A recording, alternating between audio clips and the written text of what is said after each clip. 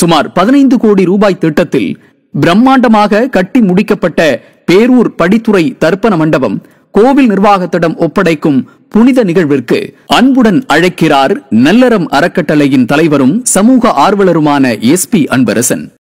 மார்பிள்களால் ஆன தூண்கள், செயற்கை புற்களுடன் கூடிய நடைபாதைகள், பக்தர்கள் இளைப்பாறும் மண்டபம், வாகன நிறுத்தம், நவீன குளியலறை மற்றும் கழிவறை என பிரம்மாண்டமாகவும் காசிக்கு நிகராகவும் கட்டி முடிக்கப்பட்ட பேரூர் படித்துறை தர்ப்பண மண்டபம் வருகின்ற 5/2/2025 அன்று கோவில் நிர்வாகத்திடம் ஒப்படைக்கப்படும் நிகழ்ச்சியும் புனித பணியில் ஈடுபடுபவர்களை கௌரவிக்கும் நிகழ்ச்சியும் வெகு விமர்சையாக கொண்டாடப்பட இருக்கிறது.